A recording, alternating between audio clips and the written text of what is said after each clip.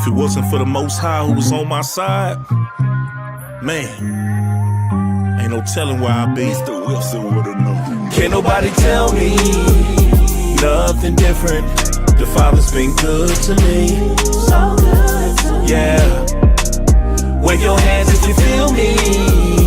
I'm a witness. Yahweh's been good to me. So good to me. Every morning that I rise, I thank Yahweh that I'm living. Keep my enemies at bay and never leave without my fringes. 1611 with me cause I'm on a mission. Talking sheep, I pay the cost, me and my lines really live it. I don't need no glory, you don't have to know my story. Glad I made it out this world cause this world was never for me. I thought that I was. If it wasn't for the Most High who was on my side, man, ain't no telling where I'd be. Mr. Wilson would've known. Can't nobody tell me nothing different.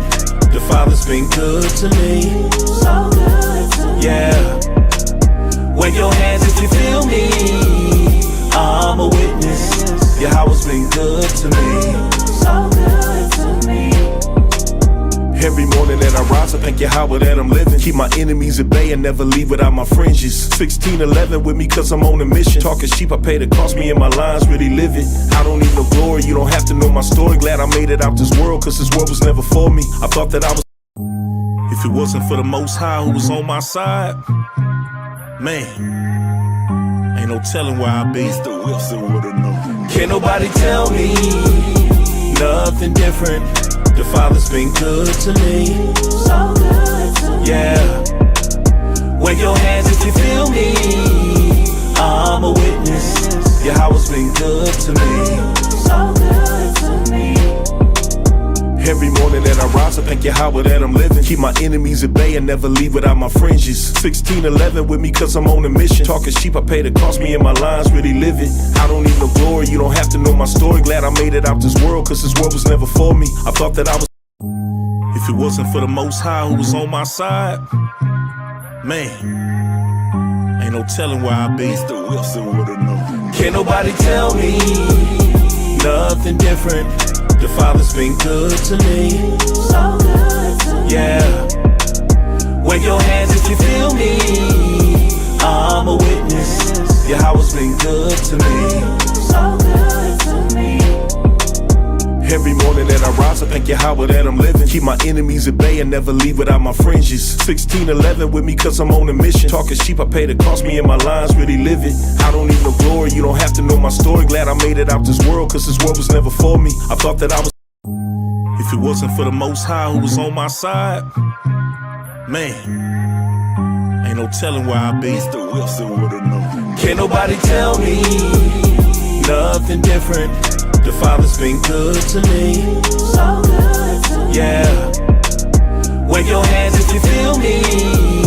I'm a witness. Yahweh's been good to me. So good to me.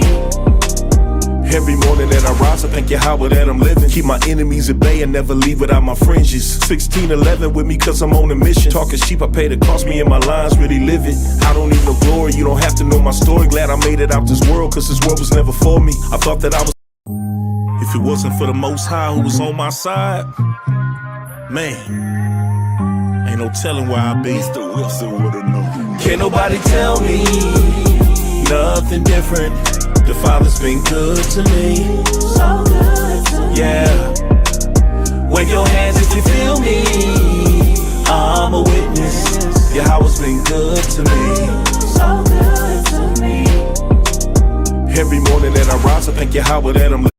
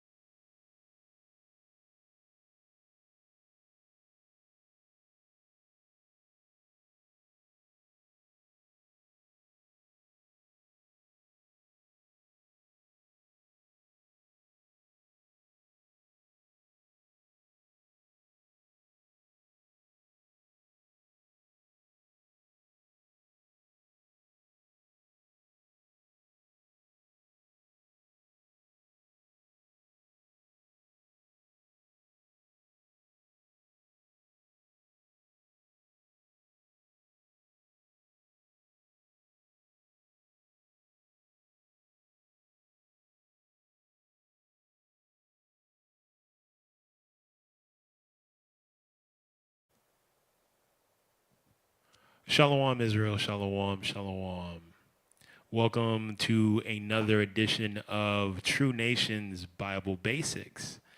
I am your teacher this evening. My name is Shahad Amath. And my good brother reading, go ahead. Yashan Napash. Yashan Napash, all praises to the Most High. He's actually doing double duty, reading and AV, because that's how he is. The title of the class this evening is, Does Your Marriage Reflect Godliness? Right, so we're going to go through and we're going to talk about your marriages, right? And this is mostly geared to those who are currently married, but there's definitely going to be a lot of information in here that is going to be beneficial and helpful to those who are aspiring to get married, right? So let's get into it. I'm primarily going to stay in Sirach or Ecclesiasticus, chapter 25. I'm going to go down through it, but we're going to be bouncing around as well to get some understanding.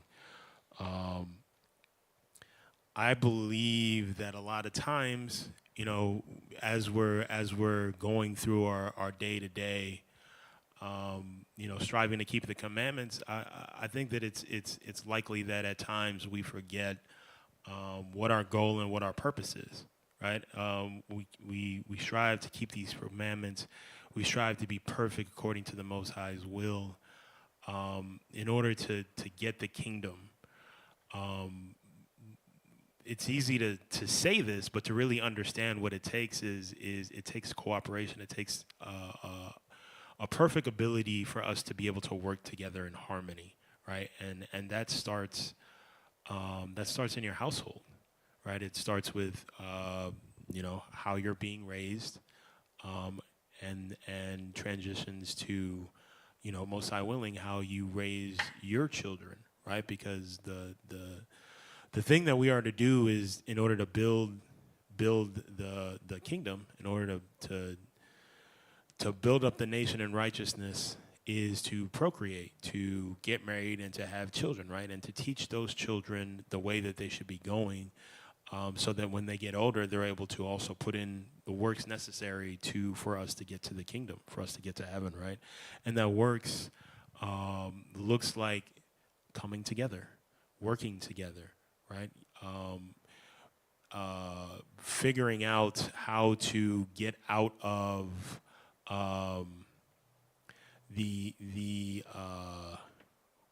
what is it? What we want to do is we want to remove ourselves from this world as much as possible, right? We want to be able to, as much as possible, surround ourselves and inclusivize ourselves within righteousness, around righteous brethren, right? The goal would be to have like a homestead, or actually the goal would be to have, you know, a town, an area where you and those that are part of your community are keeping the commandments, right? And so you're self-sustainable in your community. That means that you make money and you bring it into the community, and then you're able to recycle it within the community, right? And a lot of that takes working together. The biggest thing is that we have to work together. That's what a lot of these laws are about, is making sure that we have a template, making sure that we have a blueprint, making sure that we have an iron tight instruction on how we are to go about moving and interacting and dwelling and living together, right? Living amongst one another, right?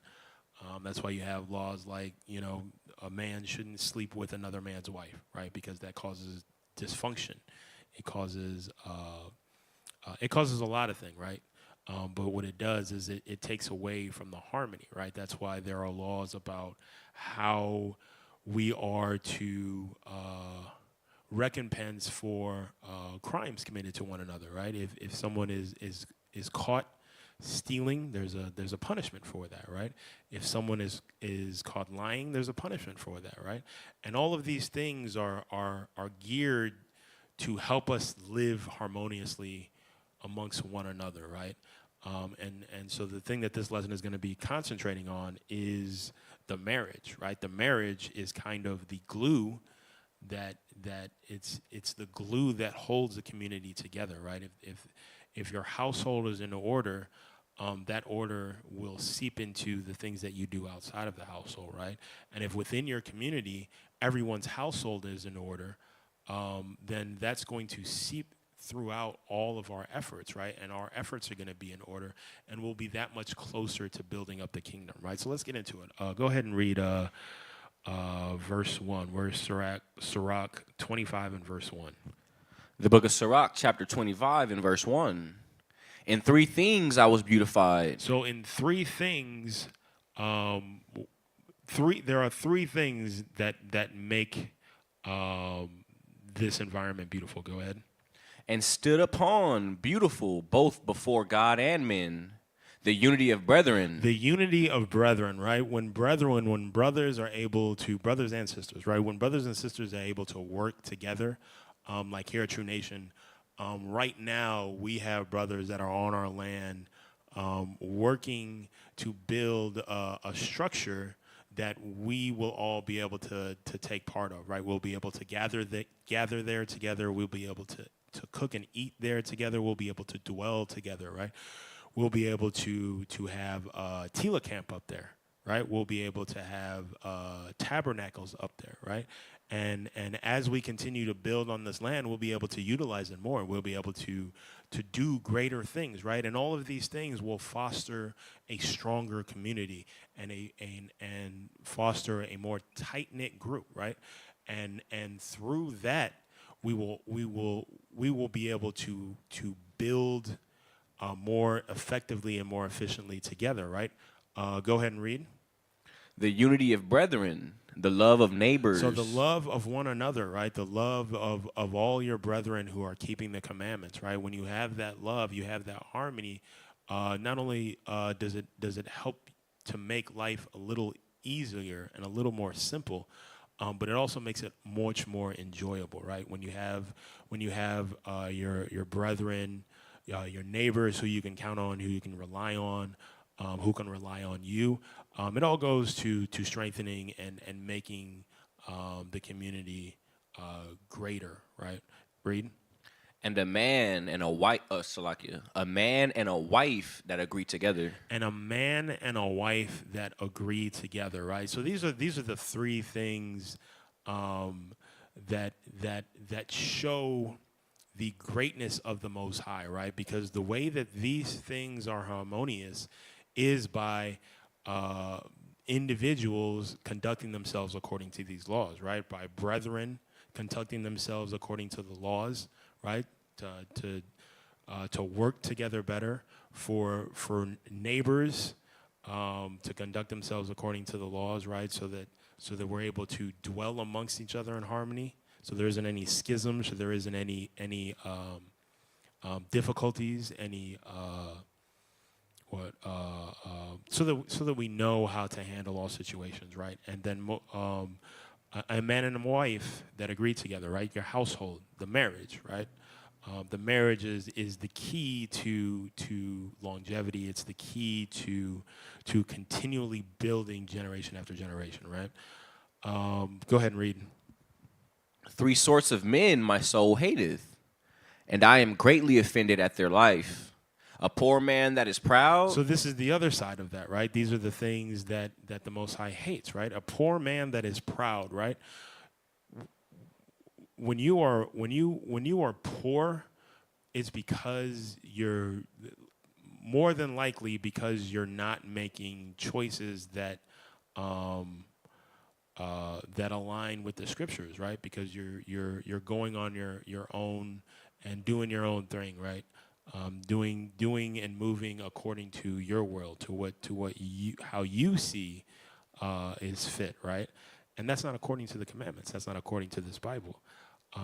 And to be doing that, and also to be to be prideful in how you're moving, the Most High hates that, right? That's not something that you should take pride in. You should take pride in doing as our Father has commanded us to do, right? Read.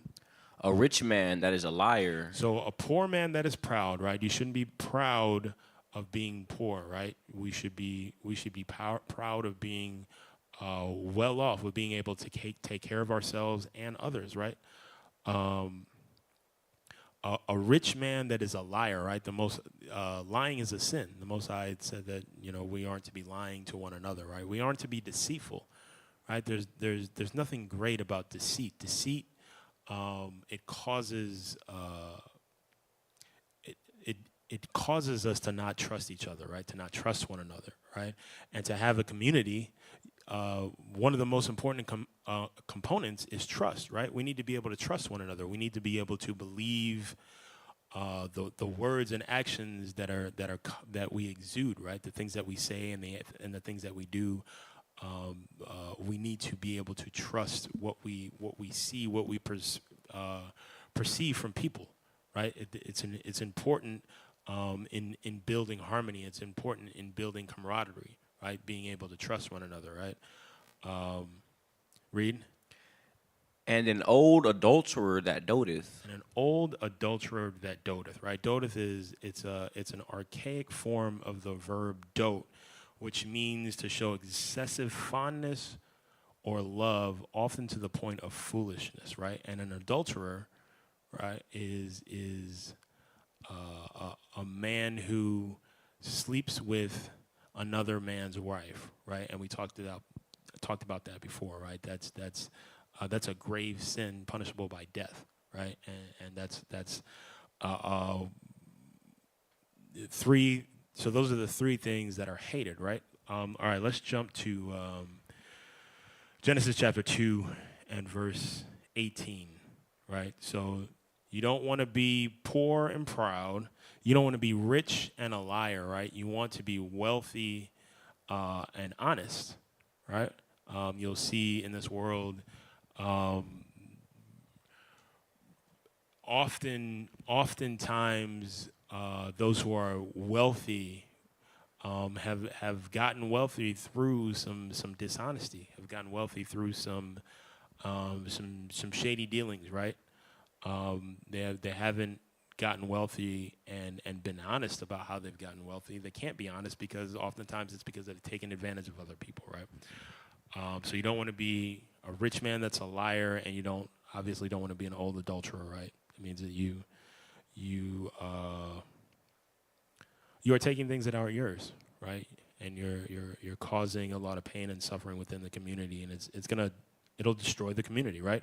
Go ahead and read that, Genesis 2 and 18 when you got it. The book of Genesis, chapter 2 and 18. And the Lord God said, "It is not good that the man should be alone. I will make him a helpmeet for him." So this is after the Most High had created what he created, everything in chapter 1. Now what we're seeing is he's dealing with Adam, right?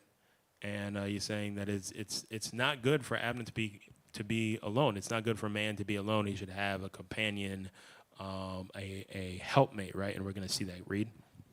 And out of the ground the Lord God formed every beast of the field and every fowl of the air, and brought them unto Adam to see what he would call them. So this is important. I think this is something that a lot of times we look over. We don't realize the importance here. These beasts in the field and the fowls in the air were already created, right? They already existed, but they didn't have names. And the Most High felt the way that he felt about Adam, the amount of responsibility and respect that he put on Adam, right? To give him the opportunity to name everything, right?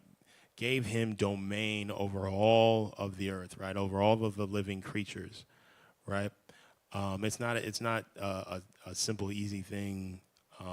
you can imagine how long it took for him to actually, go through and name every living creature, right? That's a tremendous on-taking. And it's a tremendous responsibility and a tremendous role that the Most High had bestowed upon Adam, right? He was he was the leader of all of the domain, right? Go ahead and read. And whatsoever Adam called every living creature, that was the name thereof. And Adam gave names to all cattle, and to the fowl of the air, and to every beast of the field. But for Adam there was not found a helpmeet for him. Read. And the Lord God caused a deep sleep to fall upon Adam, and he slept. And he took one of his ribs, and closed up the flesh instead thereof. And the rib which the Lord God hath taken from men made he a woman, and brought her unto the man. So the Most High took one of Adam's rib and said, I'm going to use this piece of you to make you a helpmate, to make you a partner, right? To make you a companion, right? Someone that you can someone that can help you do what it is that you need to do, right? Read. And Adam said, This is now bone of my bones, and flesh of my flesh. She shall be called woman, because she was taken out of a man. So Adam is signifying here that while they are two distinct beings, they are one, right? They're of one mind, right? Which means that one has to be the leader and one has to be the follower, right? And Adam, being that he was given the domain that he was given, being that he was given the responsibility that he was given, Adam is the leader, right? Because he was there first and he was given all of that responsibility, right? And Eve is his helpmate. Go ahead and read. Therefore shall a man leave his father and his mother, and shall cleave unto his wife, and they shall be one flesh. And they shall be one flesh again. Go ahead and Corinthians 11:3. So we have the Most High. First Corinthians 11:3. We have Adam naming the woman because that was part of his duty. That was part of his responsibility. That's part of his domain, right? Part of his rulership was to name all the living things, right? And he said, you know what? We're going to call her woman because man is derived from man, right? So a woman is derived from man. It's a part of man. It's not a separate thing, right? But woman derived from man being the original, right? Go ahead and read that. 1 Corinthians chapter 11 and verse 3. But I would have you know that the head of every man is Christ, and the head of every woman is the man, and the head of Christ is God. So the divine order is the Most High, Christ, man, and woman, and then of course children after that, right? But that's the divine order. That is the order that was given by the Most High, right? So every man is led by Christ. Christ obviously led by the Most High, and every woman is led by man, right? And that doesn't just mean in marriage. That means in general, right? So there isn't a situation where a man or where a woman rules over a man, right? Now you have mothers that rule over their sons until their sons are able to make decisions and move and live as themselves as adults, right? But there isn't a situation. I mean, the Bible also said that children respect your parents, right? And so that's not a thing that ever goes away. So as a man, even a grown man, right, we are still supposed to reverence our mother and our father, right? But according to the divine order of the Most High, man is over woman, and that's generally across the board. That doesn't change. That doesn't. We don't move away from that, right? And especially in a marriage that wife being a helpmate to the husband, she is she's ruled by her husband, right? And so her role in the marriage is to help her husband do whatever it is that he needs to do, right? If he's trying to build a legacy, if he's trying to build a community, if he's whatever he's trying to do, the role of a wife is to help, to assist, to be that help, right? So that's, as a wife, that's what you should be focused on. You should be focused on, whatever it is that your husband is trying to do. If he's trying to, like, I'll take the example that I gave earlier. We've got brothers on the land right now. Wives of the brothers should be looking to help their husbands in any way, shape, or form that they can, right? So not necessarily going out to the land with them and moving the trash or putting up drywall or doing the plumbing, right? But providing a meal, right? Pack a meal for your husband. Make sure that he's got enough food to get by, right? Make sure that he's got clean clothes to wear, right? Make sure that when he comes home, things are taken care of, and he can come home and unwind and de-stress and relax and not be burdened with a bunch of nonsense, right? Be his peace. That's how you can help, right? Make sure that he's able to get a good night's rest and clear his mind, recharge, so that he can go back and tackle the work that has to be done on the land, right? That's what a wife can do in this situation as a helpmate, right? But it's not just that, right? It's whatever your husband is doing, you should be helping him. That's what should be on your mind, is how can I help my husband? How can I help him attain his goals, right? Let's go back to Sirach, and read verse 3. The book of Sirach, chapter 25 and verse 3. If thou hast gathered nothing in thy youth, how canst thou find anything in thine age? If you don't have any knowledge, if you don't have any wisdom, if you don't have any understanding, those aren't things that you're trying to collect in your youth, then you're not going to have anything to draw from as you age, right? As you get older, you're going to be just as foolish, right? And so this is saying that in your youth, you should be gathering the things that will help you throughout your life, right? Wisdom, knowledge, understanding, the fruits of the Spirit, patience, all of those things, right? These are things that you should be trying to gather and master in your youth, right? That'll help to ease your life as you age, right? Read. Oh, how comely a thing is judgment for gray hairs, and for ancient men to know counsel. Read.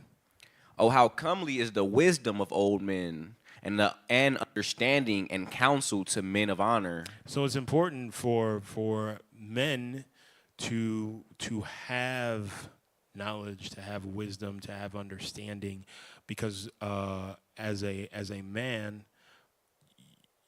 you don't ever stop being a leader, right? Even if you're not in a leadership position, as you age, as you get older, you should be providing wisdom. You should be providing understanding. You should be providing knowledge. You should be providing expertise to those that are younger than you, right? To those who as you age, you're able to pass the mantle, pass these works on to those who are more youthful, right? Who are more vibrant, who have more energy, who have more zeal. As you age as a man, your role shifts, and same for the women too. Your role kind of shifts, right? You move from a worker to, as you're getting older, to more of a manager, if you will, right? You take a step back from doing the physical work, and you kind of provide guidance, knowledge, and wisdom to those who are taking over, right? And this is good. This is very important for a community to have, right? All praises to the Most High. Here we have righteous elders men and women who help our leadership, especially, stay on their toes and make sure that they're moving in righteousness, right? Check them when we're not moving according to the Most High, right? It's very important to have those checks and balances. It's very important to have that kind of elders' wisdom, right? To provide the knowledge that they've gained through the experiences that they've had that we might not have yet experienced or encountered, right? That's why that wisdom of an old man is great, right? Read. Much experience is the crown of old men, and the fear of God is their glory. The fear of God is their glory, right? Let's go to Proverbs 17 and verse 6. The book of Proverbs, chapter 17, and verse 6. And it reads, Children's children are the crown of old men. Children's children are the crown of old men, right? So hopefully in your elder ages, right? Hopefully when Most High willing, you have the blessing of experiencing your children's children or your grandchildren, right? You will experience the joy from what I understand. I'm not a grandfather yet, but Most High willing, one day I will be. You get to experience the joy of being around your grandchildren. I see how grandparents light up when their grandchildren are around. I see how just wonderful it is to have that experience, right? And it says that they're the crown of the old man, right? Because how it should be working. Actually, go ahead and finish that. Can I add to that really quick? Yeah, go ahead. It says, children's children are the crown of old men. When you're a righteous man and you have, grandchildren, it should show and recognize. Okay. Wait, that's All right. that's all why I right. asked you to finish. No, that's the spirit. You got it. You got it. Go ahead. All praises. Go ahead and read that from the top. Children's children are the crown of old men, and the glory of children are their fathers. The glory of children are their fathers, right? And so what it's saying here is that if you are a man who has order in your household and you're living according to these commandments, then what that means is that your children are also in order and they're also living according to these commandments, right? And striving for righteousness. And as they get older and become adults and start to make their own choices as adults, they should also be moving in righteousness, right? And that will be a witness to ultimately to the Most High's glory, right?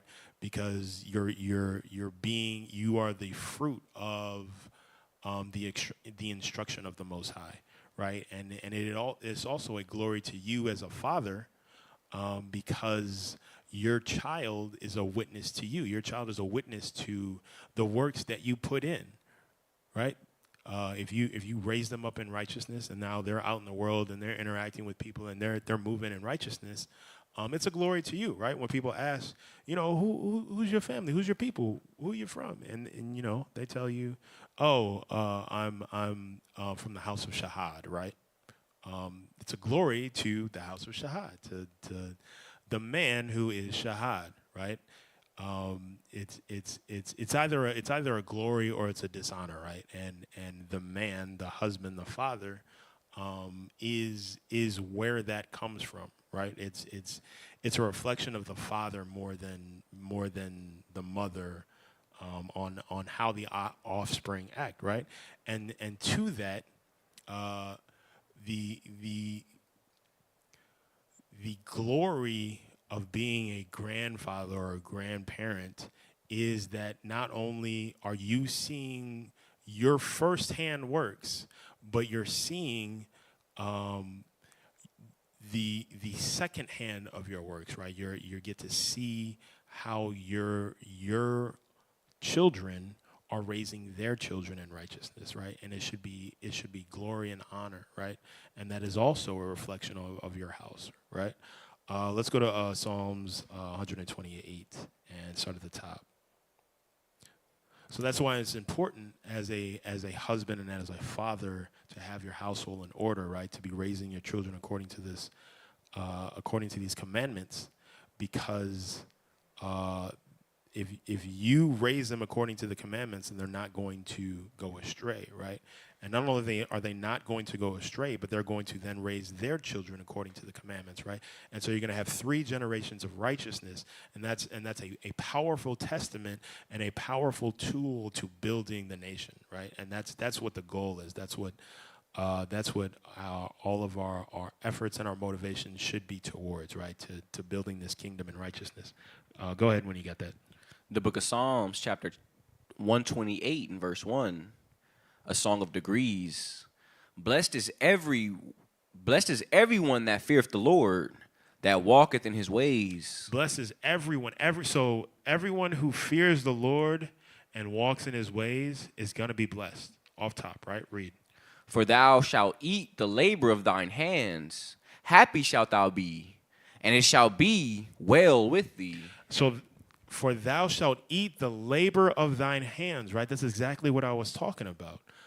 As a parent who now gets to experience their adult children and gets to see the work that they're putting in, they should be a blessing to you, right? Because not only are they moving in righteousness, but they're still honoring you, right? The mother and father. They're still being a blessing to you, the mother and father, right? They're still they should be looking to take care of you. They should be able to, most high willing, be able to alleviate some burden from you as you get older, right? They should be able to, like, let's say you have a business, right? How it would work is you would raise your children back in the day, right? You would raise your children, and this pretty much is universally culturally understood, right? You would raise your children to take over your business, whatever that is, right? If you're a logger, if you're a carpenter, if you're a blacksmith, plumber, whatever, you would raise your children to take over that business, right? And your name would be that business, and that's what you guys do, right? So the Johnsons, right? They're the plumbers of the community, right? And the Thompsons are the electricians. You've got the House of Izar, right? They are they're your carpenters, right? You've got the House of Kanash. That's your masonries, right? You've got the House of Yashan, right? They deal with documenting all of the works that the body does, right? So that we can show these works throughout time, right? And show how we've been evolving and show how we get down to those who haven't had the opportunity to experience it, right? So all of these things are important components to a functioning community, right? So through your work, right, in raising righteous offspring, witnessing their works should bring you joy, should bring you happiness, right? Because they're also working according to the Most High, and everything should be well, right? You all should be good because you're being blessed because you fear the Most High, right? Go ahead and read. Verse 3, thy wife shall be as fruitful vine by the sides of thine house. Read that again. Salakia. Thy wife shall be as a fruitful vine by the sides of thine house. So if you ever seen vines growing up the side of a structure, right? It doesn't matter how high that structure is. If the situation is if the conditions are right, that vine will continue to climb up the house, right? I've actually gone and pulled down the vines, and you can see it's almost like little suction cups that adhere to the wall so that vine can keep climbing, right? And if as a husband, you're moving in righteousness and you're being blessed, then your helpmate, your wife, is also going to be a blessing to you, right? And she's going to continue to put in works like that vine is towards the goal, right? That vine's goal is to reach the top, to continue to grow as much as possible, right? That should be the works of your wife and your household, right? Read. Thy children like olive plants round about thy table. And likewise, your children should be contributing accordingly, right? Read. Behold, that thus shall the man be blessed that feareth the Lord. And this is how you're blessed, right? You're blessed because you're moving in righteousness and because you have your house in order, right? Everyone that's dwelling within your house is moving towards that same goal, right? And it's a beautiful thing. Read. And behold, Salakia. Yes, 5. Okay, Salakia. The Lord shall bless thee out of Zion, and thou shalt see the good of Jerusalem all the days of thy life. Read. Yea, thou shalt see thy children, Salakia. Yea, thou shalt see thy children's children, and peace upon Israel. And we're gonna go back to Sirach. We're talking about the children's children a lot, right? We're talking about the grandchildren. We're talking about the offspring because that is a critical component, right? Righteous offspring is a critical component to building up this kingdom, right? To getting the kingdom, to getting eternal salvation. It's critical that we're raising righteous children to take over the torch and take over the mantle and take over the works of the Most High when we are in a situation where we're no longer able to, or our works are diminishing because of our ages, right?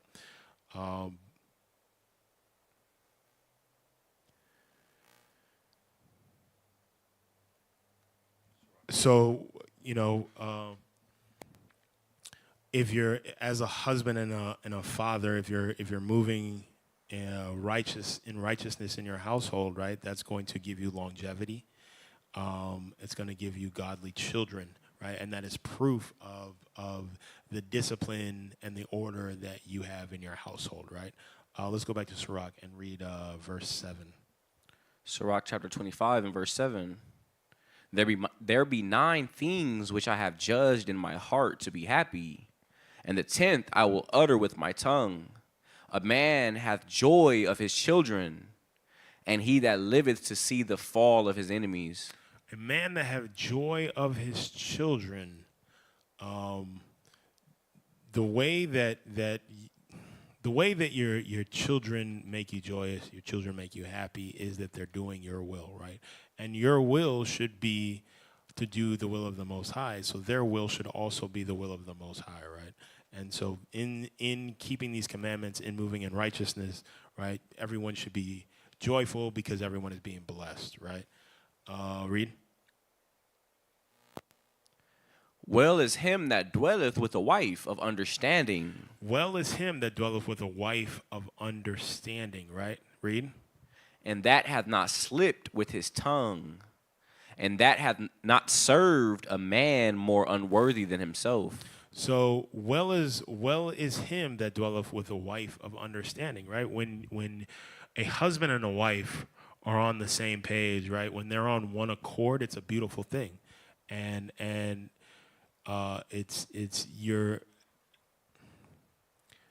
when your house is in order, you're able to do more, right? There's nothing like having a wife who is contentious, having a wife who doesn't want to listen to you, who doesn't want to follow after you, right? Who wants to do her own thing, right? Because now you have the efforts in your household being split, being divided, right? And when the scriptures talk about if one is building and one is tearing down, the thing that you're producing is not works, it's just labor. You're just working for no reason, right? Because you're not working towards the same goal. And that's frustrating, right? It's frustrating when as a husband, you have a goal in mind. You have a thing that you're trying to reach, right? You have, again, I'm going to use the land example, right? Let's say that you want to get out of the city, right? You want to get into a situation, an environment that is more conducive to righteousness, right? You want to be able to grow your own crops. You want to be able to keep all your Sabbaths without having to request the days off, right? You want to be able to provide for your people, right? And you want to work in a community, right? And so what you're trying to do is save up money to buy a container home that you can put out on the land, right? And so you're pinching and trying to squeeze out every single dime that you can to be able to put towards this container home, right? And meanwhile, your wife won't stop spending money, right? And you've had talks, you've had arguments, right? And it's frustrating because your goal is to get out of this city, get out of this concrete jungle, and get to a place where you can be amongst your people, keeping the commandments, right? And building a cohesive, righteous community. But that's not what your wife is on. Now it's frustrating, right? Because your efforts are now in vain, because you're doing your part to put this money away, and meanwhile, as soon as you're putting the money away to save, she can't spend it fast enough, right? It's a frustrating thing, right, to say the least. So that's why it's important to be on one accord, right? And that's why it's important as a wife to not be that headache, but to be a helpmate, right? To understand what it is that your husband's goal is, and to be doing whatever you can, saving that money, right? Let it stop at window shopping, right? You don't have to put your credit card information in or put your debit card information in and hit that submit button. You can just throw that stuff in your cart and just let it sit there, right? And just let it sit there until you're in a position where you have of your necessities, you've made your goals, and now you can celebrate, right? Now you can relax, and now you can start to enjoy the fruits of your works, right? But we shouldn't be enjoying the fruits before we put into any work, right? You can't enjoy fruits from a tree if you haven't planted that tree, right? If no one planted the tree, then there wouldn't be any fruit. Go ahead and read. Well is him that hath found prudence, and he that speaketh in the ears of them that will hear. Something else I wanted to touch on. So verse 8, it talks about how well is him that dwelleth with a wife of understanding, right? It's important to have a wife that's understanding and that hath not slipped with his tongue, right? That's important because a lot of times what happens is in our frustration as husbands, we will slip with our tongues, right? And we will say things that are unwise. We will say things out of frustration.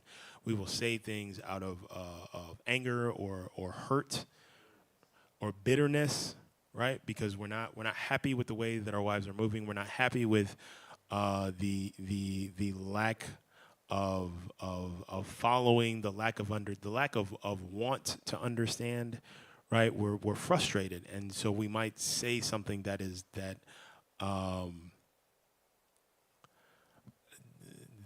we shouldn't say, right? We might have a little bitterness in how we're communicating. We might have our communication might be sprinkled with a little unrighteousness, right?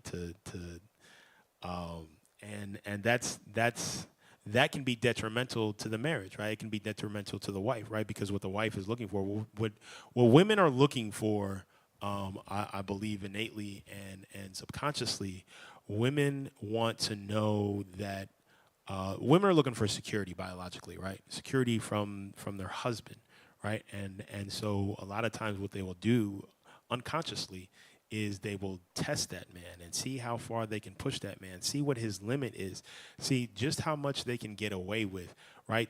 And what they're really doing is testing his character, right? Testing our character, testing just how far it takes for us to crack, right? And so what you as a man want to make sure is that your foundation is strong. You want to make sure that you're rooted in these scriptures. You want to make sure that you understand how it is that you're supposed to be dealing with your wife and with your household, right?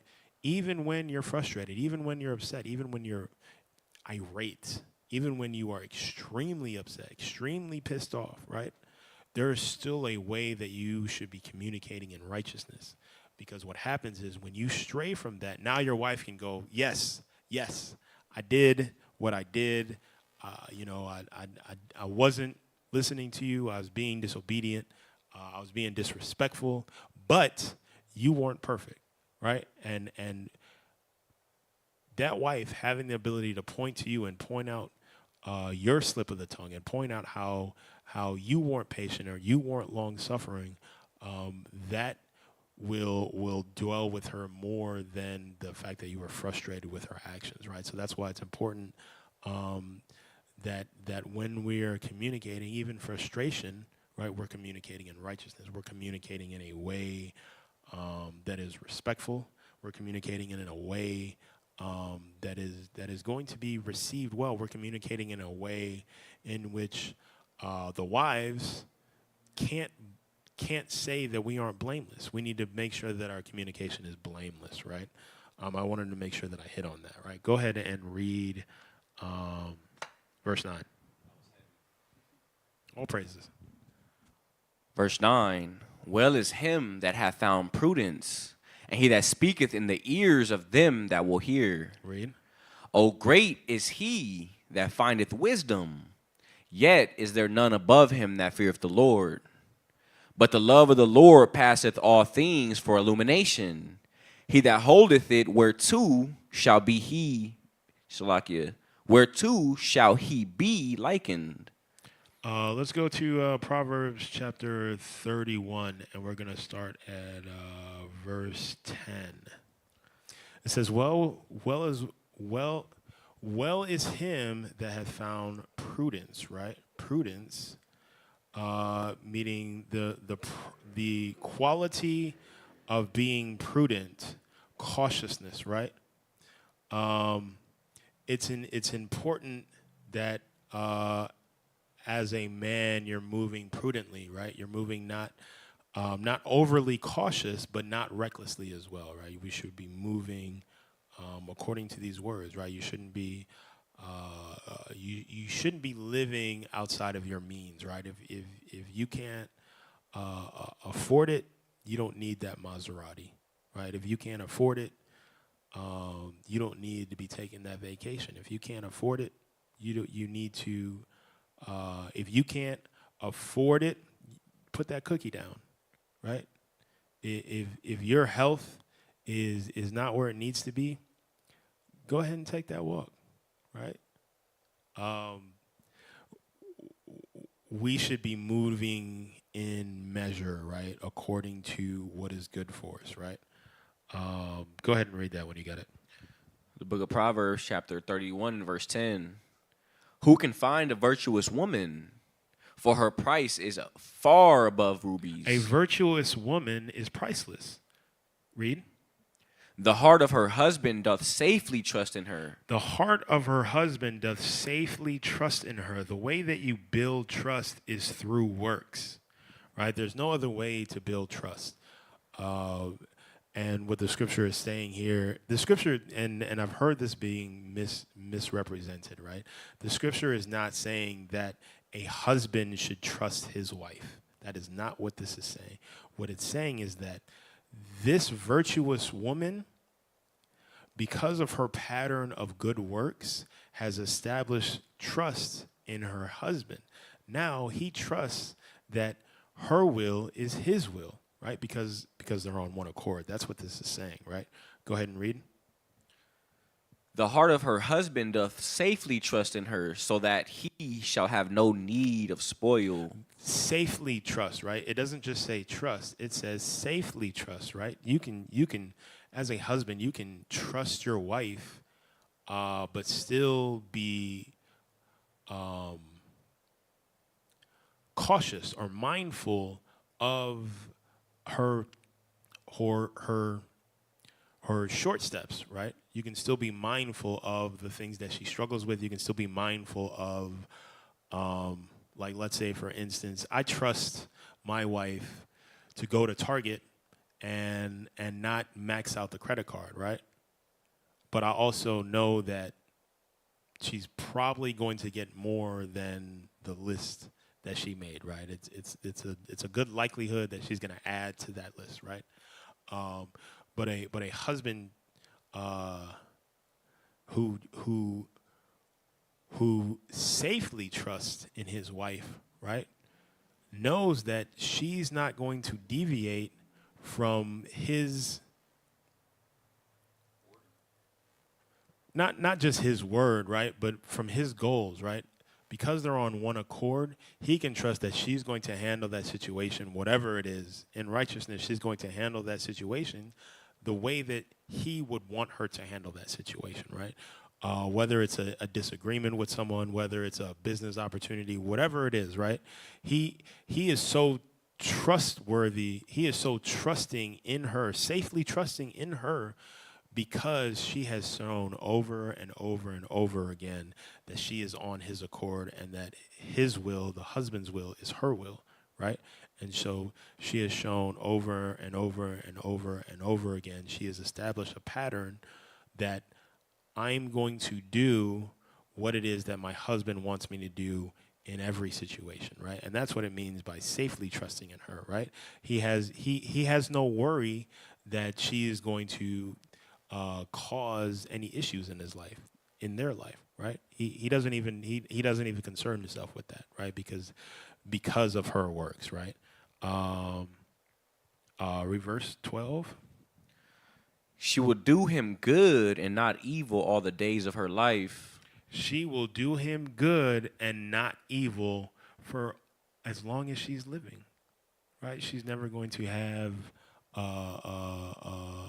ill will towards him. She's never going to question his judgment.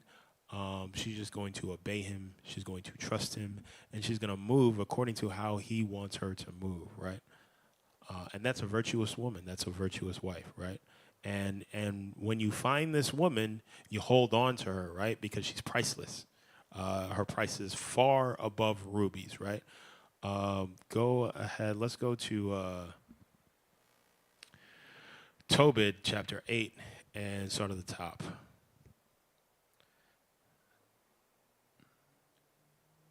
And we're going to read about Tobit's son Tobias and his dealings with his wife. Go ahead. The book of Tobit, chapter 8 and verse 1. And when they had supped, and when they had supped, they brought Tobias in unto her. And as he went, he remembered the words of Raphael, and took the ashes of the perfumes, and put the heart of the liver of the fish thereupon, and made a smoke therewith. So sup meaning drank, right? So after they had consumed beverages, right? They brought Tobias in unto her, right? So Tobias is on a journey to get the money that his father had laid up, right? His father told him that he needed to find someone to accompany him, so he had found the angel Raphael, and the angel Raphael had also told Tobias, look, I'm going to take you to your kinfolk to get you a wife, right? And she is your wife because you are the next of kin, right? She's promised to you. She belongs to you because you are the next of kin, right? And so it says here, he remembered the words of Raphael and took the ashes of the perfume and put the heart and the liver of the fish thereupon and made a smoke therewith, right? And the reason why he had to do this was to get rid of the evil spirit. So Raphael had also let Tobias know that this woman had been married several times before, and before they were able to consummate the marriage, these husbands had been killed by a spirit, right? And it turns out that the reason why is because this woman was promised to Tobias, right? And so Raphael gave him a solution or a potion to get rid of those evil spirits, right? Go ahead and read verse 3. The which smell, when the evil spirits had smelled, he fled into the utmost parts of Egypt, and the angel bound him. So this evil spirit that was killing all of these women's husbands, when the spirit smelt the potion, the smoke, he fled, right? And the angels bound him, and he was no longer gone, right? And so now Tobias no longer has to worry about being killed by this spirit, right? Go ahead and read. And after that, they were both shut in together. Tobias rose out of bed and said, Sister, arise, and let us pray that God would have pity on us. Tobias didn't say, wife, arise. He said, sister, arise, right? And that's how we should be thinking of our potential mate, right? Our potential spouse, right? Our potential wives, right? We shouldn't be dealing lustfully, and we'll get that later. But we should be dealing according to how we would deal with a sister, right? Or a brother. We should be dealing with one another, not from a position of lust, but from a position of righteousness, right? This woman, obviously physical beauty is important, and it varies from person to person.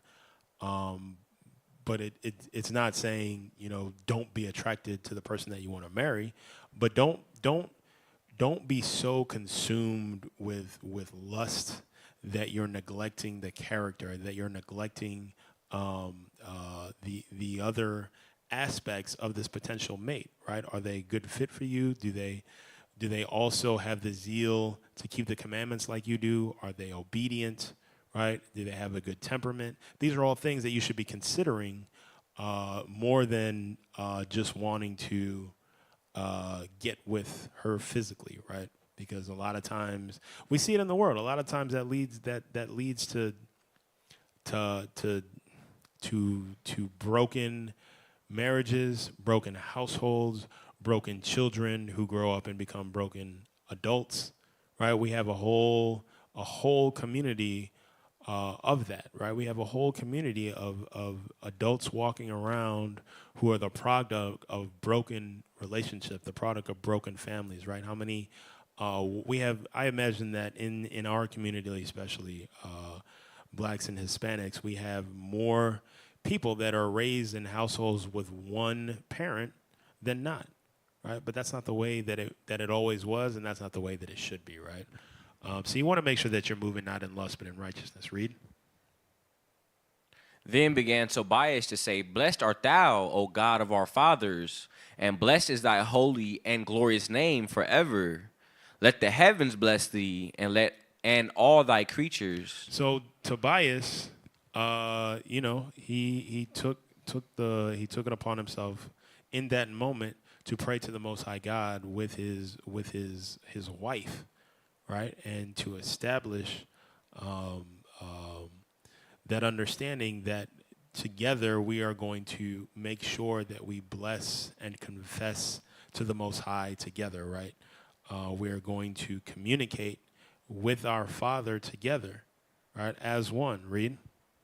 Thou madest Adam and gavest him Eve, his wife, for an helper and a stay. Of them came mankind. Thou hast said, It is not good that man should be alone. Let us make unto him an aid like unto himself. Read.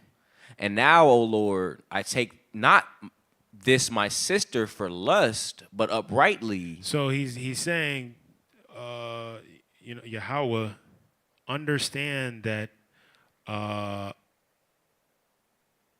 not taking this woman to be my wife because I lust after her physically, but because I want her to help me build up a righteous household. And I think that she has the ability, the temperament, all of those things necessary to do so. Right? Read.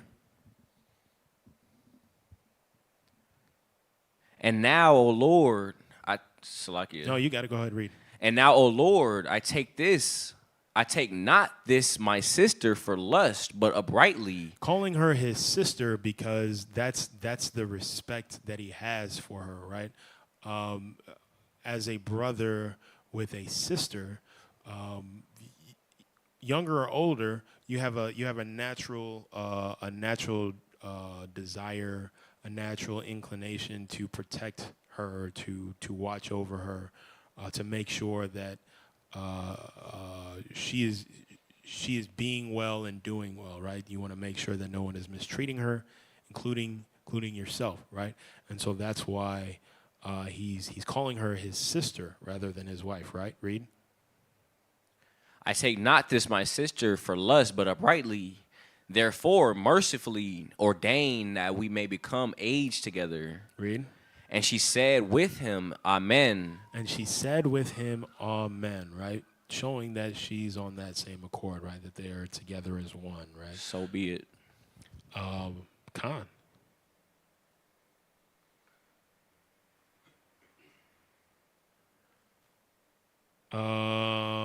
Let's go back to Sirach, right? So we were reading, we read Sirach 7 through 11, and it talked about the 9 things which I have judged in my heart to be happy, and the 10th I will utter with my tongue, right? And so it talked about all the 9 things. It talked about the 10 things, the 10 good things, right? And they're related to virtuous, righteous relationships, right? Wise neighbor, faithful friend, obedient wife, right? These are the things that make the Most High happy, and these are the things that will ultimately bring you joy in your life, right? So let's go on and read. Start at verse 12.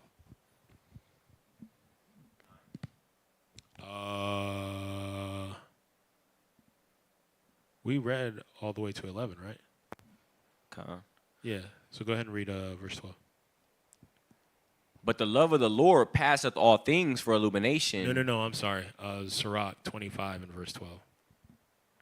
The fear of the Lord is the beginning of his love, and the faith is the beginning of cleaving unto him. Read.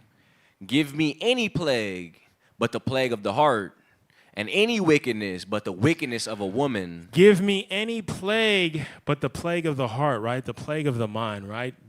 I would rather have physical plagues that torment my body rather than a plague of the heart, right? Heart meaning your mind, meaning you have a broken heart, right? Or your mind, you're grieving, you're upset because you've been betrayed, right?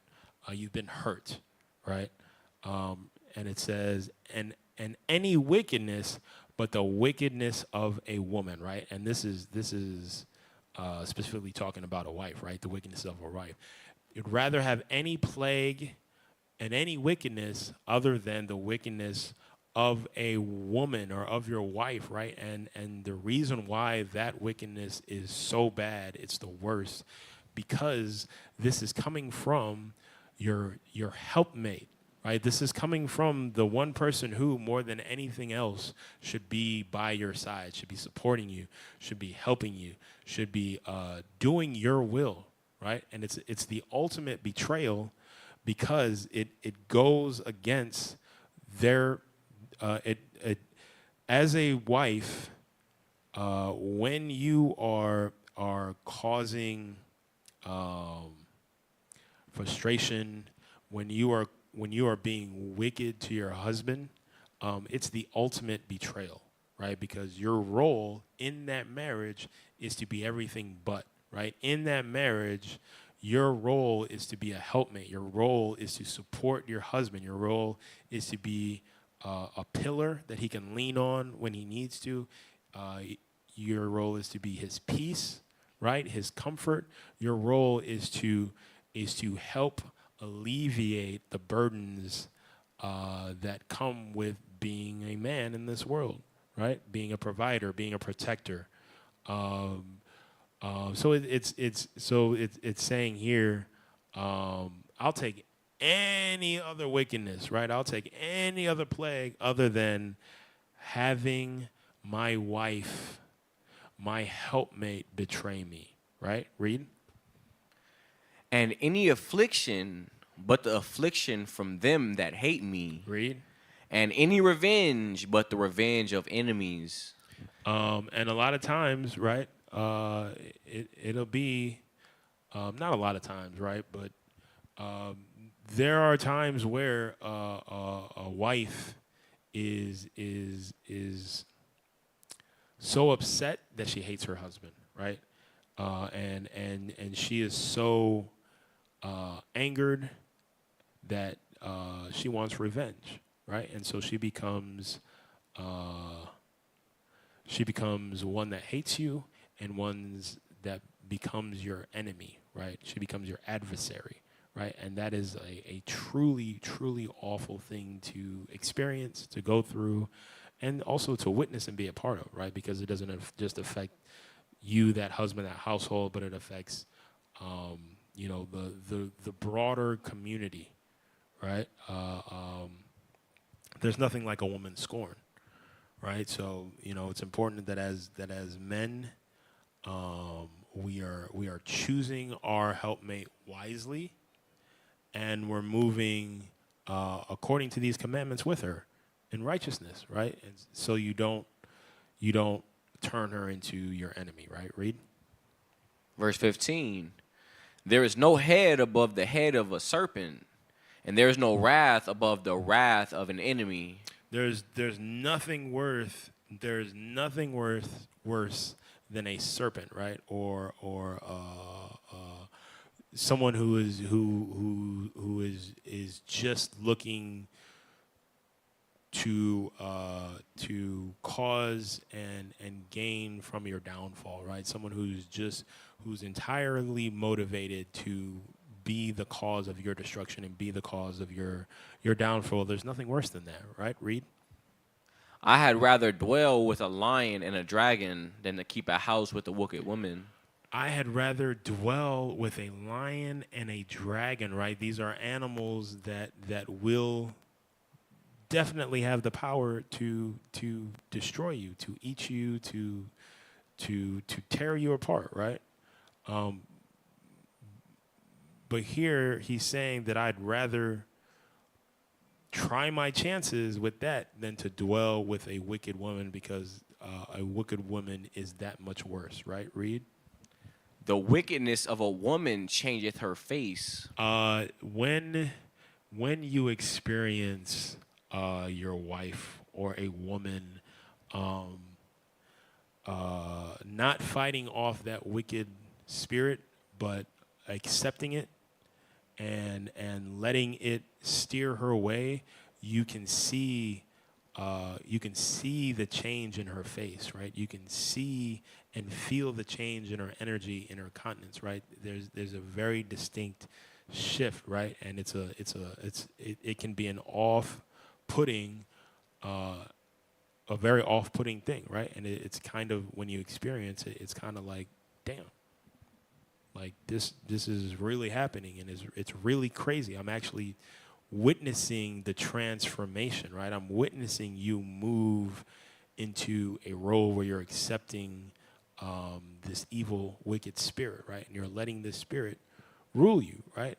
And a lot of times in that situation, the thing to help you keep your wits about yourself as a husband, the thing to help you keep your cool and help you keep your emotions in check is to understand that this is not a wicked woman necessarily. Hopefully you didn't marry a wicked woman.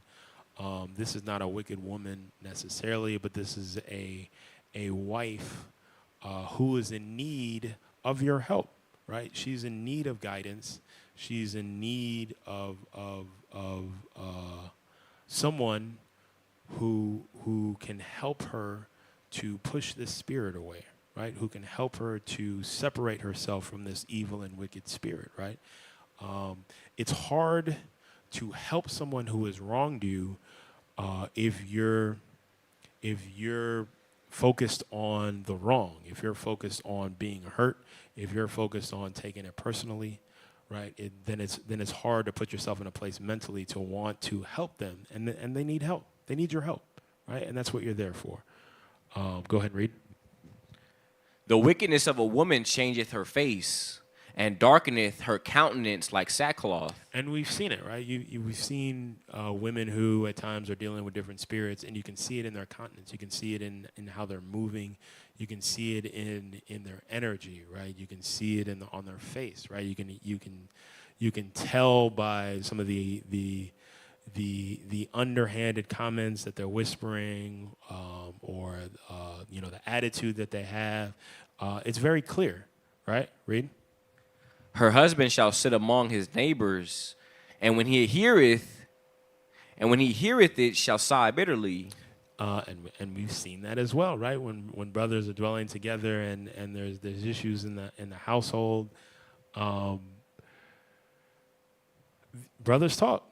We talk about these things, and we share with one another, and we rely on one another, and we share this not to dog our wives out, right? But because sharing and talking about it, through sharing and through talking about it, right? You can receive that wisdom from other brothers who have gone through and came out on the other side of situations like this, right? So it's good to have the brotherhood. And vice versa for sisters as well, right? It's good to have that sisterhood and good to have that brotherhood where you can go and have these conversations and share some of the difficulties that you're experiencing in your life, in your marriage, and hopefully get that wisdom and that guidance to help you get through it, right? Read. Verse 19. Verse 19, all wickedness is but little to the wickedness of a woman. All wickedness is little to the wickedness of a woman, right? There is the wickedness of a woman. The reason why it's so potent is, again, because that woman is supposed to be a helpmate, right? And it's a betrayal. It's a betrayal because she is supposed to be solely focused on helping that husband do what it is that he's trying to do, right? Most high willing in righteousness. And instead of doing what she was placed on this earth to do, she's going against that. She's being an adversary, right? She's making your life more difficult, right? And it's the ultimate betrayal because it's like, I picked you to fulfill this role because I felt like you had the greatest ability to do that, right? From everything that I saw, and now here it is, you're betraying me. Here it is, you're going against me. Here it is, you're treating me as though I'm your enemy. You're treating me as though I'm making your life more difficult when you're supposed to be focused on making my life easier, right? Go ahead and finish that. As the climbing 19. Read 19 again. all wickedness is but little to the wickedness of a woman. Let the portion of the sinner fall upon her. Read. So let the punishment of whatever sin she is partaking in, let the Most High deal with her, right? And you just make sure that you're there to guide her and correct her to the best of your abilities, right? Read. 20. As the climbing up a sandy way is to the feet of the aged, so is a wife full of words to a quiet man. We're going to go to the next chapter, 26, and we're going to start at 1. This is said, as the climbing up of a sandy way is to the feet of the aged, right? The Bible is incredibly descriptive, right? I don't know if you've ever climbed the sand dunes, right? But climbing a sandy hill is incredibly difficult, right? Because it's not just like walking across the sand, but you're going uphill, right? So there's way more resistance and there's way less sturdy footing, right? So every step that you take to go up, because it's sand and because it's not packed, you're sliding down, right? And it becomes very tiresome. You have to put in a lot more effort. You have to put in more effort to climb a sandy hill than you do a sturdy or rock hard hill, right? You have to put in more effort because the sand is working against you, right? And even more so when you're aged, when you're older, right? When you're not as strong as you used to be and you don't have as much energy as you used to be, right? It's even that much more difficult, right? And this is saying this is the same as a wife who is full of words to a quiet man, right? A wife who continues to question his authority, continues to question what it is that he's trying to do, who continues to be an adversary with her words, with her attitude, right? It's the same as being old and trying to climb up sand dunes, right? It's incredibly difficult, and as much as you're trying to push forward, you're being pulled back, right? Go ahead and read Sirach 26:1. The book of Sirach, chapter 26 and verse 1. Blessed is the man that hath a virtuous wife, for the number of his days shall be doubled. Having a virtuous wife, having a wife who is on one accord with you, who is committed to be your helpmate, that will literally double a man's life, right? And the opposite, right, is going to shorten a man's life, right? Because there have been many studies, and the understanding is clear that stress takes time off of your total lifespan, right? And so if you have a helpmate, a life partner that continues to stress you out, right, that continues to be an adversary, that continues to go against your will and go against your goals, that's going to stress out your mind, your body, and is going to cause premature decay, right? Because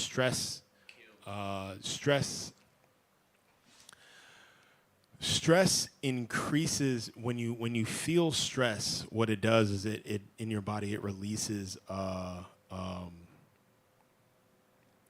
trying to make it as basic as possible, right? It releases things that what their job is to it's like fight or flight, right? When you're in danger, your body releases endorphins.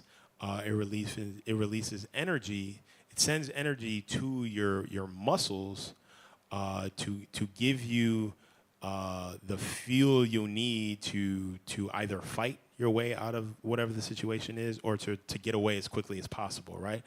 But in a situation where it's not a situation where you're fighting for your life or you're running for your life, it's just emotional stress from your helpmate, right?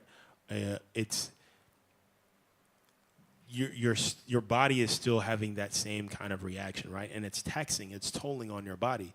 And the more and more you're experiencing that, the more time is being taken off of your life, because it's what it's doing is because it's not a situation where you're having to flee. That energy that's being pushed into your muscles, it just sits there and it collects, right? And it causes, what it ends up doing is it causes your body to start to break down, right?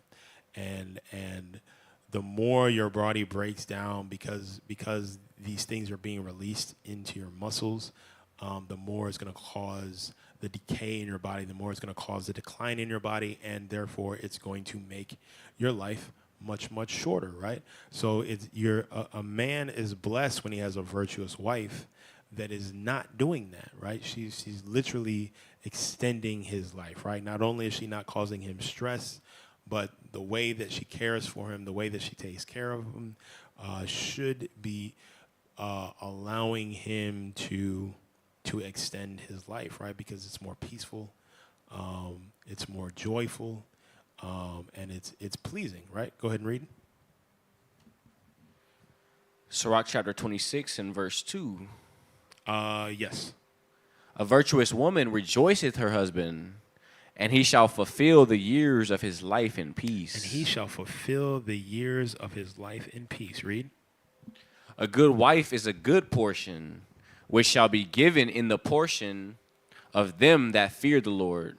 So, if you call yourself a good wife, if you want to be a good wife, if you want to be a virtuous woman, here is the blueprint here, right? You should be extending your husband's life through peace, through obedience, right? And through doing everything that you can to be on his accord, right? That's how you be a good wife. It's not, making sure that you're bringing money into the household. It's not like you should be an extension of your husband's labor, right? Everything that you do should be contributing to what it is that he's trying to do, what it is that he's trying to build, right? That's how you be a good wife. That's how you are a good portion, right? Read. Whether a man be rich or poor, if he have a good heart toward the Lord, he shall at all times rejoice with a cheerful countenance. Even in times of despair, right? Even in times where things aren't going well, you don't necessarily have the money to do exactly what it is that you want to do, because you are moving according to the Most High. Because you understand what these scriptures say, you understand that you're going to be tested, right? And you understand that the scriptures say that you should accept all things with joyfulness, right? Even when the Most High is testing you, even when He's putting you through difficult situations, you should be cheerful. You should have a cheerful countenance, because your understanding is the Most High is still moving with me, right? The Most High is still dealing with me. The Most High still has faith in me, right? He still believes in me, right? So that's why you should be cheerful, right? Let's go to 1 Peter I'm sorry? No, I'm good. That's all I needed. Let's go to 1 Peter 3 and start at verse 1. I don't think I wanted.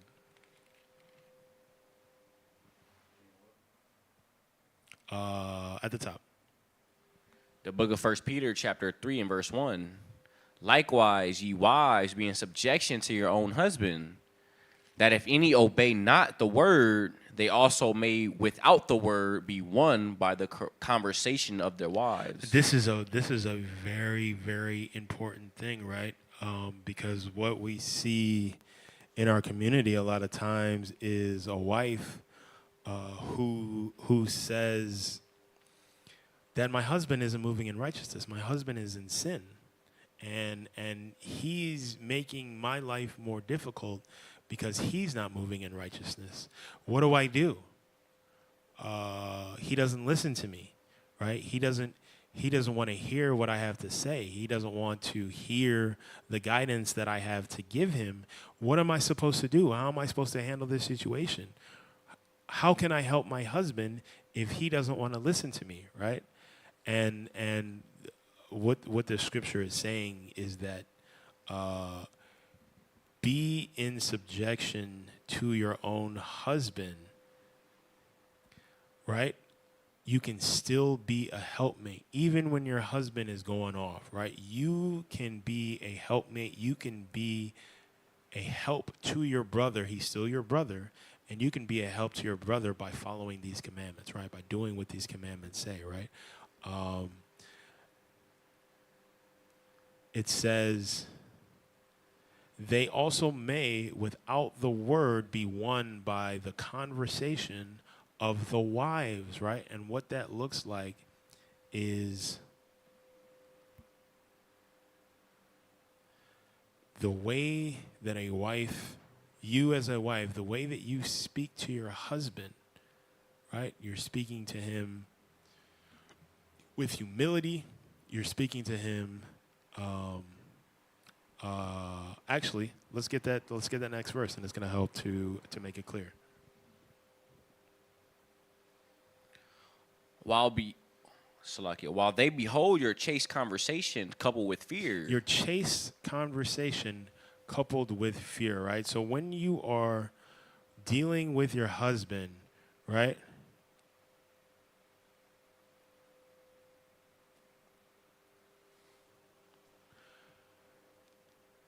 You should be communicating with your husband, even if he's going off, right? Your communication should be dripped in righteousness, right? And what that means is it should still be respectful, right? It still be honoring him as your head, as your leader, right? And it definitely shouldn't be a situation where you're trying to make him do your will, right? Even if your will is keeping these commandments, right? It shouldn't be a situation where you're trying to make him do anything. A wife's role as a husband isn't ever one where she feels like she has to make him do anything, right? That's going against the scriptures. But what you can do, the power that women have is women can be very persuasive, especially to men, right? Because at the end of the day, that man wants to please his wife. He wants to do well by and for his wife.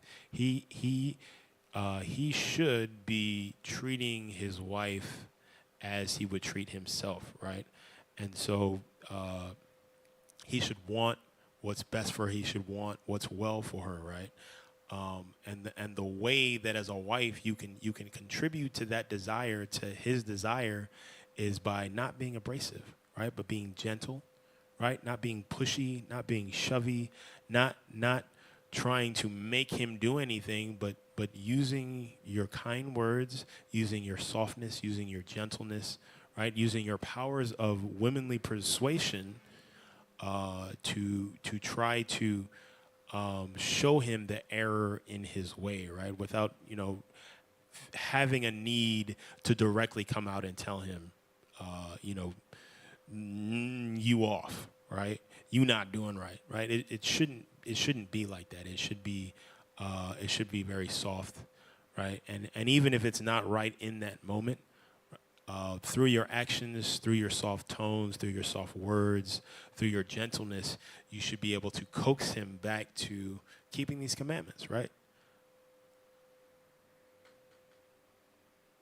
Verse 3. Whose adorning let it not be that outward adorning of plaiting the hair and of the wearing of gold or putting on of apparel. Read. But let it be the hidden man of the heart, in that which is not corruptible, even the ornament of a meek and quiet spirit, which is in the sight of God of great price. So it shouldn't be a situation where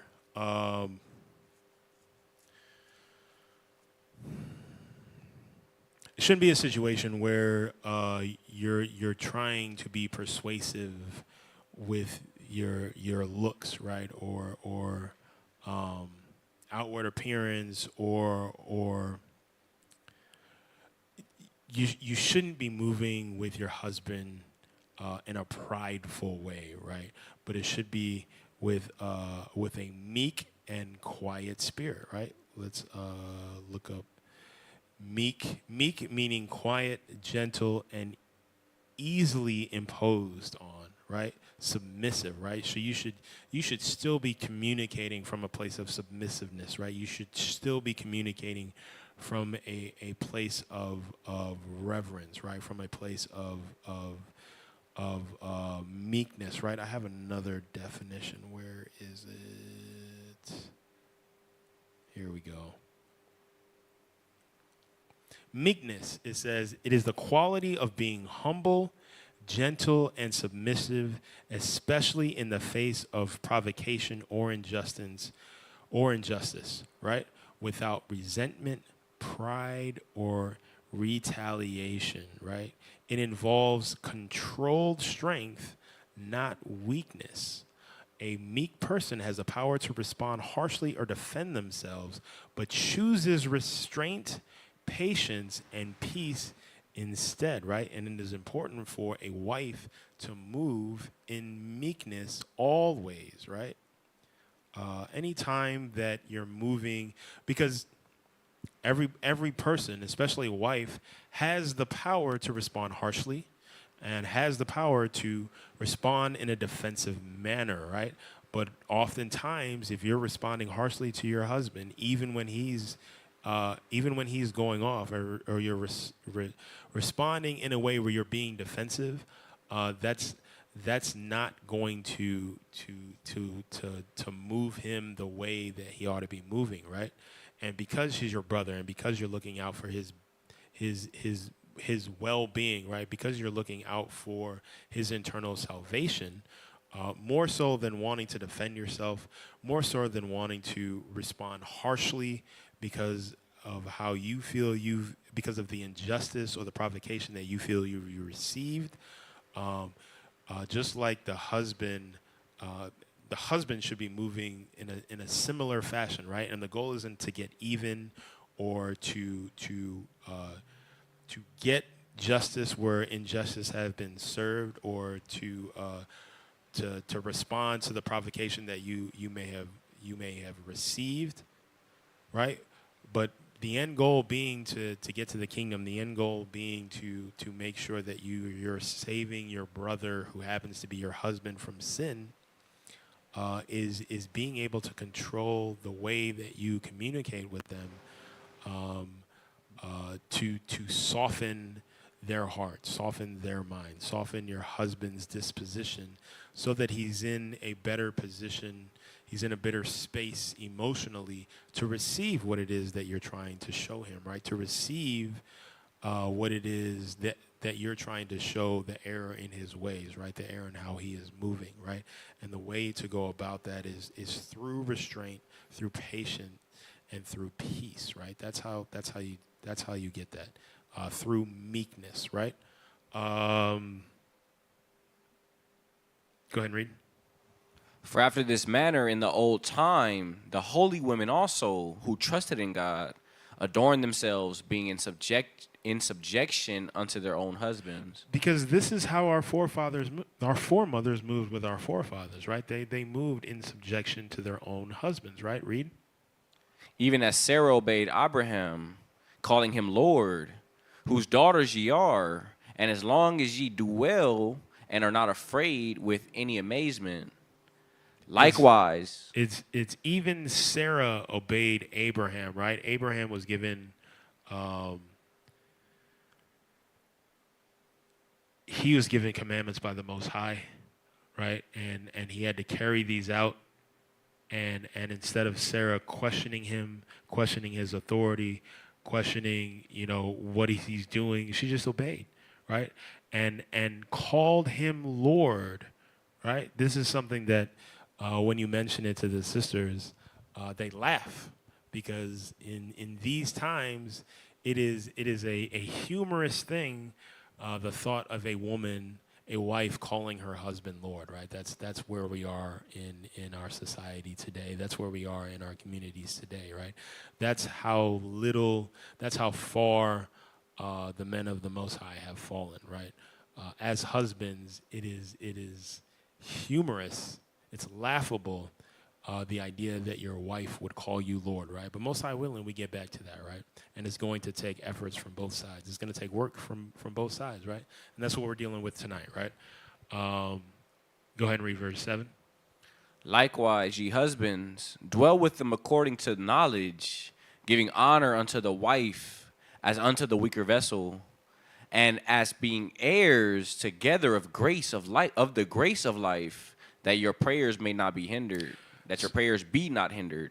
That your prayers be not hindered, right? So in order to ensure that the Most High is dealing with you, to ensure that the Most High is hearing and honoring your prayers, as a husband, you need to make sure that you're dealing with your wife according to knowledge, right? According to the knowledge of these scriptures, making sure that you're giving honor unto her as the weaker vessel, right? Ensuring that, at times when she is not at her best, at times when she has embraced that wicked spirit, at times when she is not moving in meekness but choosing to move harshly, that you're not taking it personal, right? That you understand that this is the nature of women, right? And that you understand that even in these situations, I need to make sure that I am treating my wife like a sister, that I am treating her according to these commandments, that I'm treating her in a way in which I am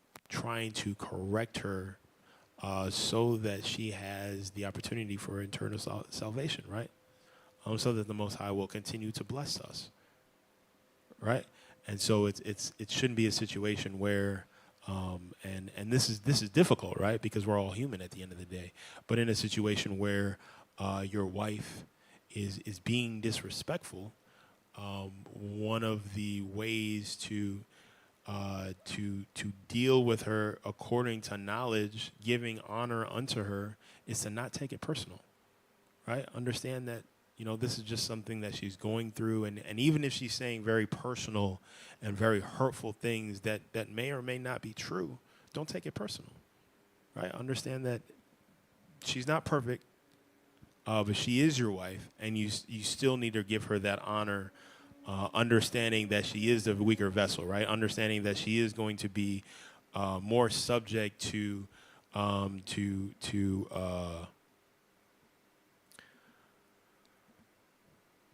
moving more emotionally, right? She's going to be more subject to having an emotional rather than rational or logical understanding or response, right? She's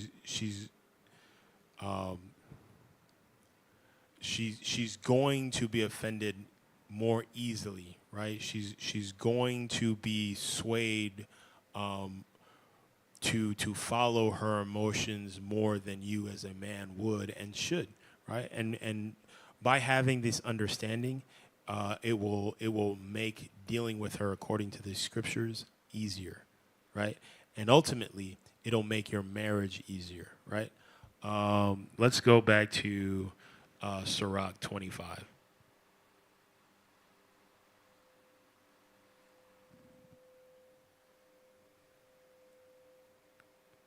The book of Sirach, chapter 25. And we're at verse 21. And verse 21. Stumble not at the beauty of a woman, and desire her not for pleasure. Read. A woman, if she maintain her husband, is full of anger, impudence, and much reproach. All right, so let's deal with verse 21, right? And we kind of touched on this earlier, so I'm not going to dwell on it. But make sure that when you're looking for a wife, when you're looking for a life mate, when you're looking for a helpmate, make sure that you're taking all of her into consideration and not just her beauty, right? Because if you're only concerning with her beauty, if you're only concerned with the pleasure that you will derive from her, oftentimes you're going to get yourself in a very tumultuous situation, right? Make sure you're taking everything into consideration: her character, her upbringing, right? The household that she was raised in. Does she have both parents in the household? Does she have a strong, wise father and an obedient mother who respected her father, right? Did she not, right? What stock does she come from, right? What is the quality of her family? What did her extended family look like, right? Do they get along? Do they hate each other? Are they always quarreling and bickering and fighting, right? These are all things that you should be taking into consideration, right? Is she easily teachable? Does she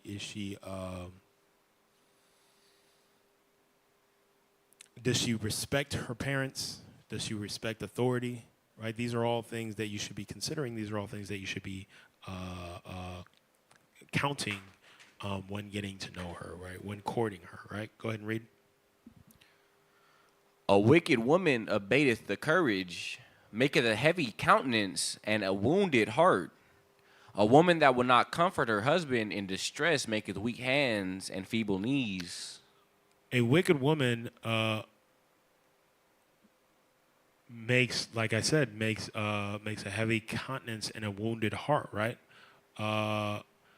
a woman who is not being that comfort, who is not being that peace for her husband, you actually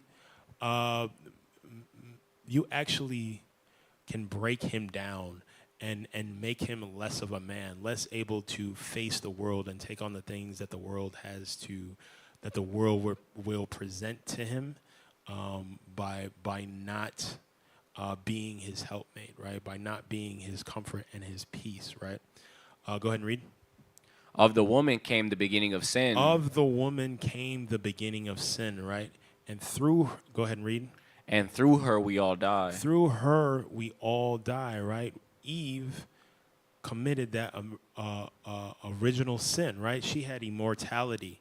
The only being higher than her at that time was her husband Adam, right? They were immortal. They had everything, right? And it wasn't enough for her, right? She was tempted, and she had to have more, right? And because she had to have more, she doomed all of mankind, right? We no longer have the bodies that they had. We no longer have the lifespans that we have, and now we have to navigate through this wicked world in order to receive that righteousness once again, right? Read.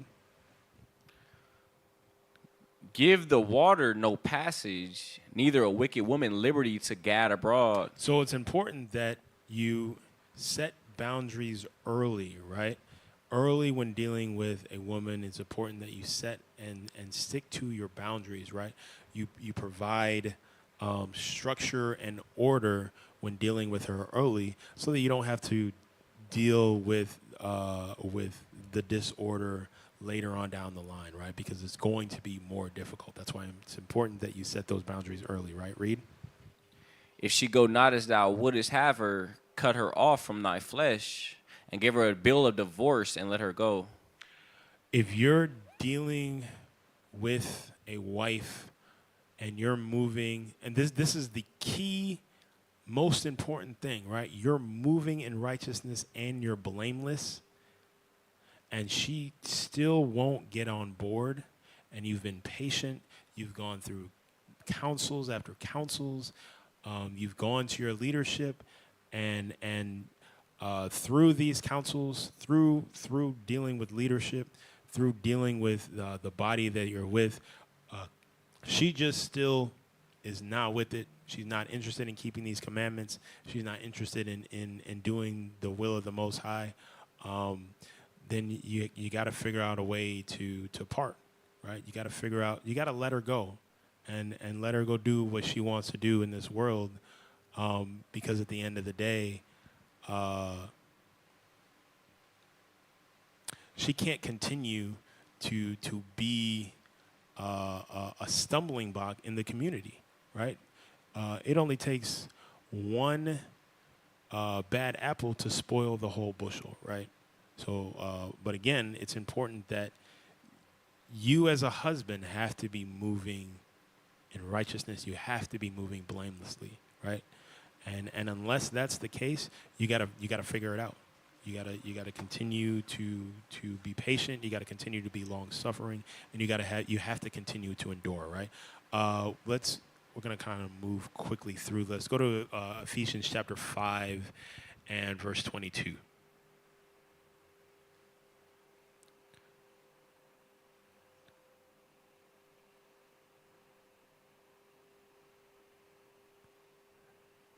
The book of Ephesians, chapter 5. 22. And verse 22. Wives, submit yourselves unto your own husband as unto the Lord. So you should be submitting yourself unto your husband just like you would submit to the Most High, right? I gave this analogy to my wife, right? If you had an opportunity to sit down with Yahushai, right, for one day, for 10 hours, right? You had the opportunity to sit down with Yahushai for 10 hours and ask him anything and let him talk to you and tell you everything that he's going to tell you. How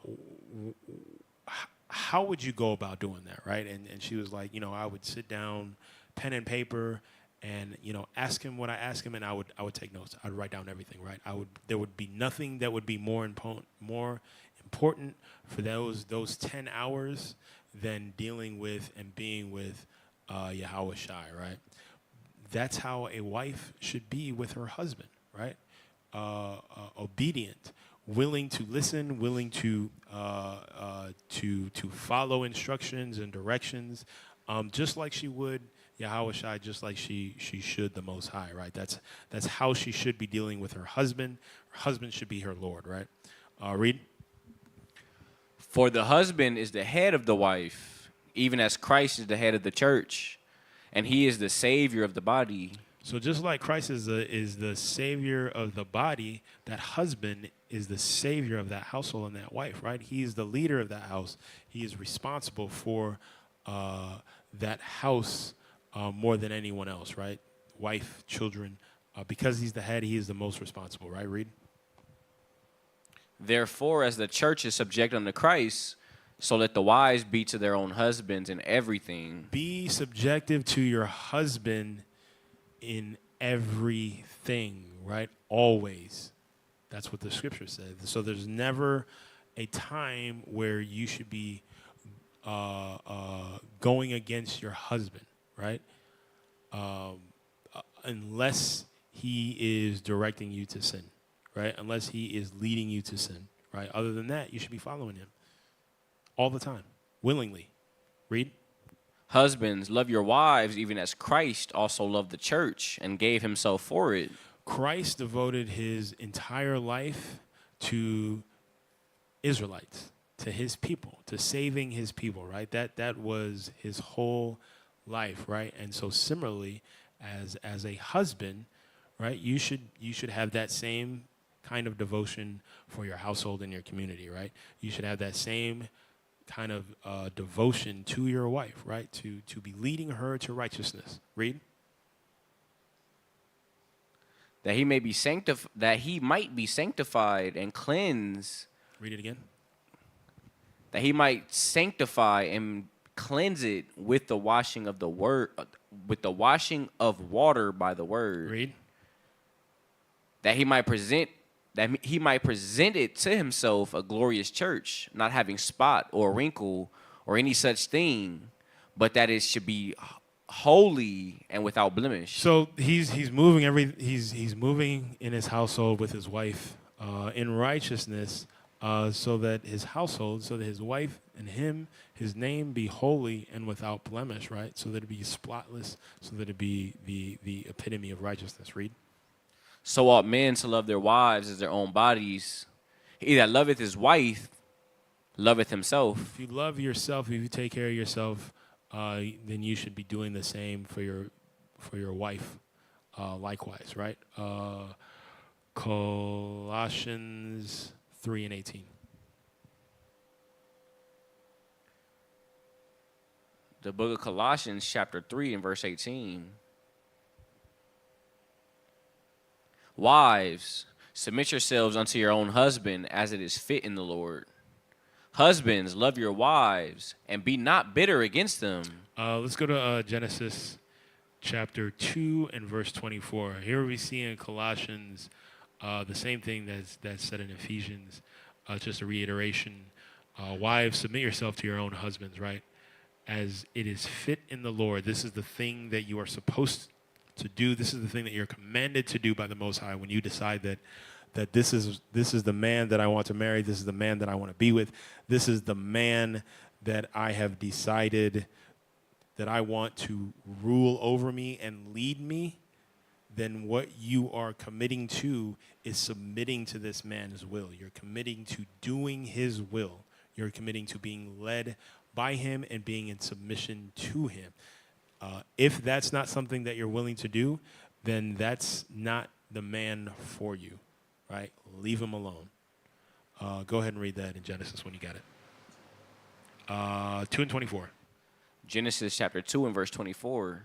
Therefore shall a man leave his father and his mother, and shall cleave unto his wife, and they shall be one flesh. So these are, what we're going to go through now is showing how the whole Bible is in harmony, right? It's just just like having a righteous community, it is the same to have a godly marriage, right? And so here in 24 that we got before, what you're seeing is the creation blueprint. It's one flesh, right? We're supposed to be one flesh in our households, and in our communities, we're supposed to be as one according to the commandments, right? Let's get, actually, I'll read it. This is the order of the covenant, right? We read it before. This is 1 Corinthians 11:3. It says, "But I will have you know that the head of every man is Christ, and the head of the woman is the man, and the head of Christ is the Most High Yahweh," right? This is the covenant, the covenant order, right? This is the divine order by the Most High. This is how it goes. It doesn't deviate from this, right? Christ is above man. Man is above woman. Everyone is below the Most High, right? And we also see that in Colossians 18 and 19. Read, actually,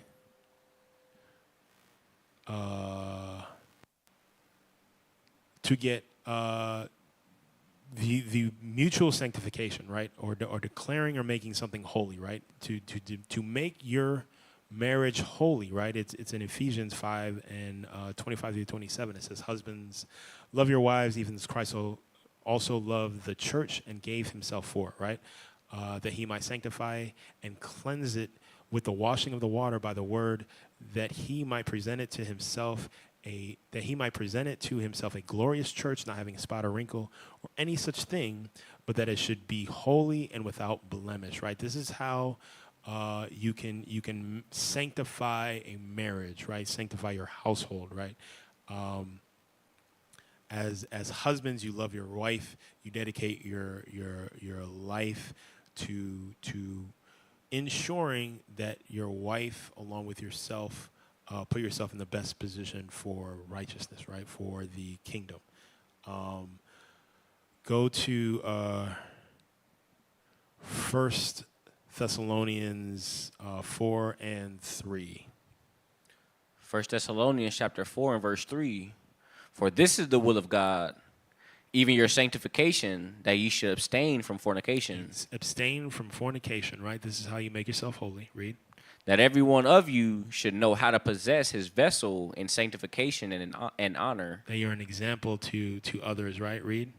"Not in the lust of concupiscence, even as the Gentiles which know not God, that no man go beyond and defraud his brother in any matter, because that the Lord is the avenger of all such, as we also have forewarned you and testified."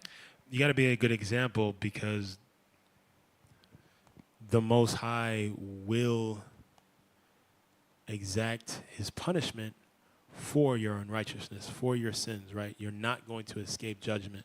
You're not going to escape punishment, right? And so you want to make sure that in order to be holy, you're pursuant of these commandments, you're pursuant of righteousness, you're pursuant of the will of the Most High, right? Read. "For God hath not called us unto uncleanness, but unto holiness." But unto holiness, right? So harmony, getting biblical harmony in a godly marriage, right, is by following the creation blueprint, being one flesh, by following the covenant order, right? Yahweh Shai, man, woman, right? Husbands loving their wives, wives submitting yourself to your husbands, right? Mutual sanctification, right? Or having a through that, husbands can sanctify their wives, make their wives holy, the same way that wives can make their husbands holy, is by following these commandments, right? And doing the things that you should be doing according to your role, right? Tobit, we read it, Tobit chapter 8 and verse 4, right? Another important aspect of a godly marriage is prayer, right? And praying together, right? And we saw Tobias rose out of bed and told his sister, his wife, to arise, and they prayed to the Most High, right? First Peter 3:7 is also likewise, ye husbands dwell with them according to knowledge, of giving honor unto the wife, right? That's making sure that you're leading your wife in prayer, so that you can be one in your communication with the Most High, and that's going to help strengthen your bond and help make your marriage righteous and holy, right? It's also important. Get James 2:18.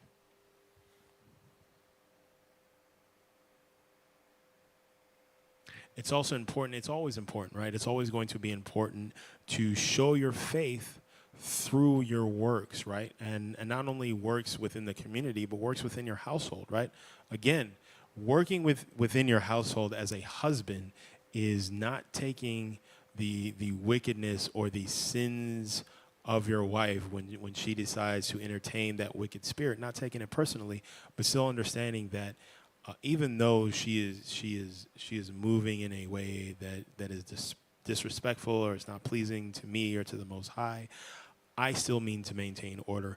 I still need to make sure that I'm being a good example to my wife, and I still need to make sure that I'm treating her as my sister and that I'm moving with her according to this word, right? Read that when you got it. The book of James, chapter 2 and verse 10. 18, sorry. So like 2 and verse 18. Yea, a man may say, thou hast faith, and I have works. Show me thy faith without thy works, and I will show thee my faith by my works. And what that looks like is a marriage. In a marriage is a marriage that is orderly, right? It's orderly. Being that marriage, that orderly marriage is a reflection of that man and the work that he's put in to make sure that his house is in order, right? Whether the household is orderly or disorderly, it's going to be a reflection of that man because he is the leader, right? And so the way that you show your faith is through your works, is through the work that you put in to getting your house in order, right?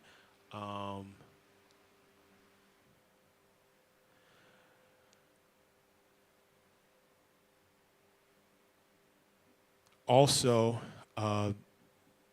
you need to make sure that you're mindful of causing or dwelling in strife, right? Get Proverbs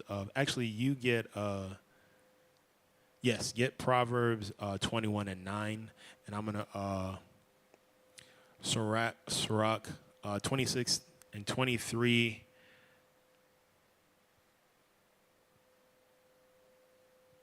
Go ahead and read that when you got it. Proverbs chapter 21 and verse 9. It is better to dwell in the corner of a housetop than with a brawling woman in a wide house. Sometimes sometimes you just have to remove yourself from the situation, right? When you find yourself in a situation with your wife where she's in a space where she's not interested in correction, she's not interested in anything that you got to say, right? Give her some space. Give it some time. Be patient. Be long-suffering. Remove yourself from that environment and give the situation time to cool off, right? You want to grab Sirach 26 and 23 also? When she's in that space where she's not interested in correction, she's not interested in anything that you have to say, there's nothing that you can say that can make the situation better, right? And so instead of continuing to go back and forth, instead of continuing to pile on strife after strife, instead of continuing to push, to try to make things better, give it some time, give it some space, right? Give it some air. Let the situation breathe, and then come back and reassess once both of you have cooled off and once both of you are in a better space, right? Go ahead and read that when you got it. 23. The book of Sirach, chapter 26 and verse 23. A wicked woman is given as a portion to a wicked man, but a godly woman is given to him that feareth the Lord. Again, through your works, right? If you are continually if your wife is continually wicked, at some point you have to start to look at yourself, right? And you have to start to and you should be doing this immediately. But you have to understand how you are contributing to her wickedness, right? Because often you are, right? It could be by moving foolishly with her, moving foolishly with y'all's lives, by not making wise decisions. You need to make sure that you're able to check yourself, right? You need to make sure that you're able to self-reflect and say, what am I doing that's contributing to this wickedness, right? And the same thing with a godly. If you have a godly woman that who fears the Lord, you should be working well together with her, right? It shouldn't be a situation where she's having to maintain her godliness and maintain her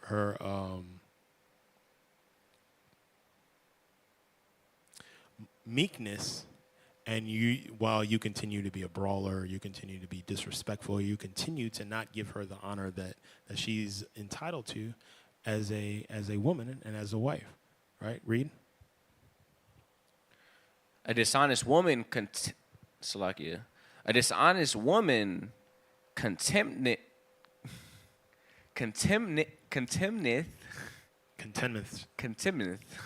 shame, but an honest woman will reverence her husband. A shameless woman shall be counted as a dog, but she that is shamefaced will fear the Lord. And these are all. So if you, as a woman, as a wife, you want to make sure that you are being an honest woman, and by doing so, you're reverencing your husband. You want to make sure that you're being shamefaced. That's how you show that you fear the Most High. Read. A woman that honoreth her husband shall be judged wise of all. When you, as a wife, are honoring your husband, no one's going to look at you as wicked. No one's going to look at you as a problem.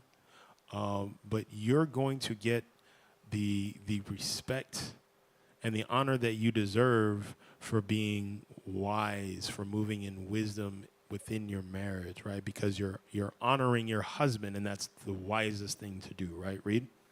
But she that dishonoreth him in her pride shall be counted ungodly of all. So if you're one of these wives who, when you don't agree with your husband, or you have feelings about your husband, and you're talking bad about him, you're moving with an attitude with him and towards him, and you're making it known to people that you just not messing with him, you're counted as ungodly, even if even if your sisters and the brothers who witness this, even if they feel like you're not wrong, you're still not looked at as a godly woman, right? Because you're not moving according to these commandments. You're not moving in a godly way, right? So don't think that, okay, my husband is not moving according to the word, and I'm going to put him on blast. I'm going to make sure that other people know, right? Because doing so, you're bringing shame to your husband, and you're bringing shame to yourself and your household. It's not a good look for you. I don't care how much it makes you feel good. I don't know how much it makes you feel justified. It's not a good look. You're going to be counted ungodly because it's prideful, right? Read.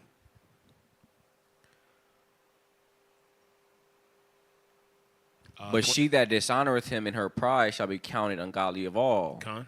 A loud crying woman and a scold shall be sought out to drive away the enemies. Let's go to 26 was all that I needed. Let's go to Psalms 133 and verse 1. The book of Psalms, chapter 133. So we talked about the creation blueprint, one flesh. We talked about the covenant order. We talked about mutual sanctification or making your marriage holy. We talked about the importance of prayer partnership. We talked about faith-driven works, right? You have to. A marriage is hard work on both ends, right? And so the way that you show your faith is by the hard work that you put in to make your marriage. To sanctify your marriage, right? Or make it holy, make it righteous, right? We talked about strife and how to deal with strife. Read. Psalms chapter 133 and verse 1. Behold how good and how pleasant it is for brethren to dwell together in unity. It is a pleasant thing for brethren who get along together well, right? In righteousness. Read.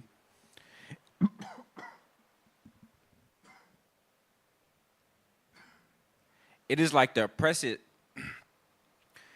precious ointment upon the head that ran down upon the beard, even Aaron's beard, that went down to the skirts of his garment. Read.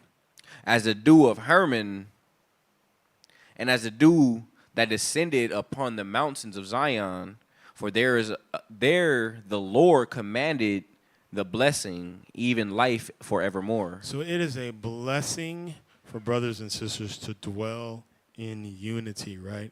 When your house is in unity, when your house is moving according to these commandments, when your house is moving according to the divine order, it is a blessing and it is rewarding, right? And it's the same way in your household, right? When a wife is moving with the proper reverence to her husband and vice versa, that unity is a blessing, and that unity itself is the reward, right? That is the goal for a marriage, is to be moving in unity, be moving as one, and that is the reward, right? Because you're moving as one, you're going to be blessed. It's going to be rewarding, right? Read Matthew 18 and verse 19. The book of Matthew chapter 18 and verse 19.